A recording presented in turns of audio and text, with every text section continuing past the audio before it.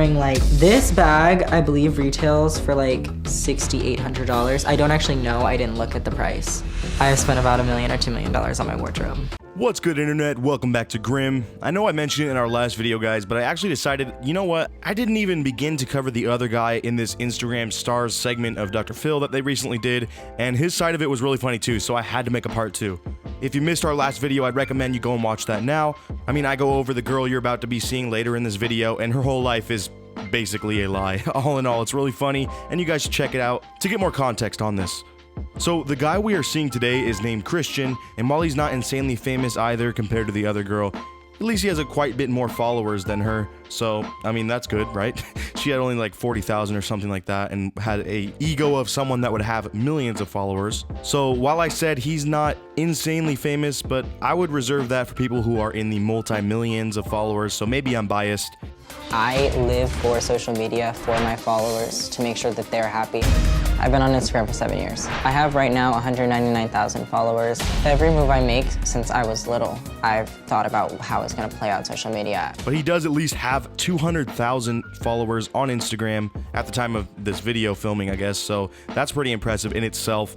Also, he's been on Instagram for a super long time, so putting that in perspective though, that growth isn't super insane by any means. Also guys, how much do you want to bet that he rented that G-Wagon to flex in this picture? Or just knowing LA, that was probably one of 12 alone on that street and he just hopped on for a picture real quick without anyone seeing. But hey, that's none of my business, right?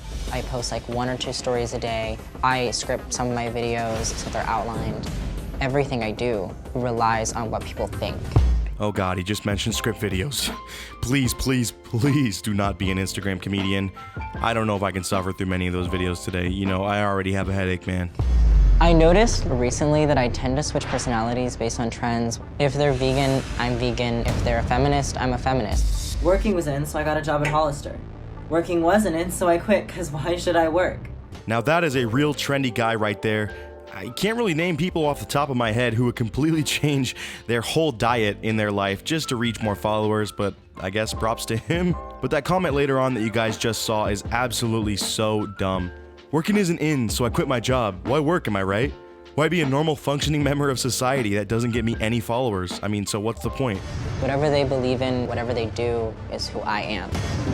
I'm very much into like brand names, designer bags, expensive items, nice cars, nice houses, traveling. Alright guy, it's cool that you're really into nice cars and houses, but you just said you quit your job at Hollister, so how are you planning on affording those things? You know, unless he's just some spoiled rich kid that falls back on his parents every time he doesn't feel like working. Also, for those that I know are going to be down in the comments saying that he could probably be making big money off his Instagram, I'm sorry, but I know of people that are big on Instagram, and as a platform in general, it's pretty hard to actually get money or deals for yourself and to really monetize it unless you have an astronomical following.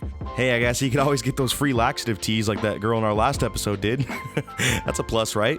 If I'm wearing like this bag, I believe retails for like $6,800. I don't actually know, I didn't look at the price. Okay, this is just the worst type of flexer, guys.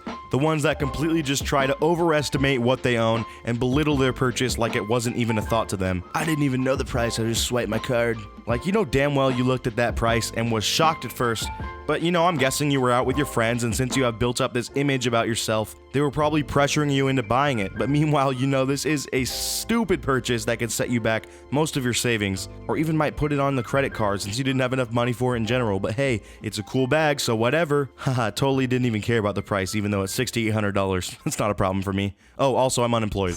I have spent about $1 million or $2 million on my wardrobe. Wait, hold up. Pause right there, my guy. You're telling me you have earned, let alone earned, but also spent $2 million on clothes? That is the most outlandish thing you could have ever possibly told me. I'm sorry, but if that was true with how big hypebeast and flex culture is, you would have such a big following by now. You would be able to post insane purchases you make all the time because I'm guessing you're just out shopping just about every day to be spending $2 million on clothes in just a few years. Who are you trying to fool, man? Just admit that you have some nice clothes, but don't go around saying you basically bought an extravagant house worth of clothes. That's asinine. I have completely lost my identity through social media to the point where I have now gone through so many different personalities to get people to like me, but it's been very strenuous on me. I don't at all know who I am. Alright, so here in this part, I feel like this kid is finally admitting some truths here. You know, we had to get through about a minute of BS about his riches and wealth that he's lying about, obviously. And finally he's like, yeah, this whole obsession over my following kind of made me not have a personality or thoughts of my own, since I just follow trends and I feel like nobody likes me.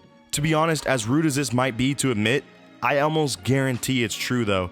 Nobody likes a self-absorbed, trend-following sheep for a friend. You have to have your own identity or people won't know what to make of you when they meet you. Also, it would be kind of jarring to be friends with someone who is all of a sudden a different person whenever a new trend comes along. That has to get old and very annoying for pretty much everyone that he's surrounded with. I feel right now that no one likes me at all. Every time I look at my following count, it gives me extreme anxiety to see it going down. I'll be losing followers on Instagram to the point where it's like, why am I even trying? I only have 200,000 followers. I get such anxiety when I see I lose them. Why even try? My posts don't even get over 30,000 likes. It's like I'm a total nobody. It's funny to see how these people just distort their reality and play the victim card when their crazy extra lifestyle just causes them to lose sight of what really matters, and they lose focus on just how impressive having 199,000 followers is. That's insane, and I'm sure most people, including me, would love to have an audience that big to showcase their life to. This dude just needs to shut up and deal with the fact that he's gonna lose some people here and there. I've basically constructed a social media prison, my own personal hell, my own personal prison. Alright, dog, please, chill out. This is Instagram we're talking about. If having 200,000 followers on Instagram is having a personal hell for him, I don't know why people would be so worried about going there. This is my personal prison. I can't even buy another $1 million worth of clothes this year if I drop below 200K. That'll officially make me a total nobody, and I might as well move out into the woods and become a hermit, because why live at that point? How are you? Good. Move down, please, and let Kristen sit right here. Thank you. Oh my god, I'm getting booted to Yes, you are. whatever. So for those who don't know, Dr. Phil just got done talking to this dunce over here to the left, and he is so over her. Once again though, guys, if you did miss our episode on her, which was our last video, make sure to check that out as well, because she is even more just ridiculous and out of touch with reality than this guy you have seen. And it actually is a really funny video. Alright, I saved the best for last, but first, I have a quick challenge that only takes 5 seconds to complete. So if you can leave a like and subscribe within the next 5 seconds, you'll get 10 years of amazing luck. Just give it a try, it really works. I've completely lost my identity outside social media. I mean, I've been on it so long that it's like, how do you know who you are when you're constantly trying to appeal to the masses and change who you are to make yourself liked? I've been on it since I was 12, so it's like I didn't grow up like a normal kid. Bruh, I grew up with social media as well. I mean, I think I got my Instagram when I was 11 or something, and I grew up to be a totally normal person. He's acting like he's special for wanting to gain a following and striving for that. It's literally what every young person does nowadays. It's just a part of our culture. You've been listening to Ava talk. What do you think about what she's saying? I used to be exactly like that, and it took me falling, dropping hundreds of thousands of followers a month to realize that that's not okay. Wait, hundreds of thousands of followers a month? This guy is so bad at lying on the spot, his numbers are way off. First, he has this $7,000 handbag that he just forgot he even bought. Then he's buying $2 million worth of clothes. Now, he's been dropping hundreds of thousands of followers a month. That's like Fine Bros 2016 level of sub drops. Honestly though, guys, remember when they tried to copyright the word react? Oh, I miss those days of YouTube. Anyways, yeah, this dude is so full of it. So you monetize your social media? Of course, yeah. Do you monetize your social media? What, make money? Yeah. Yeah.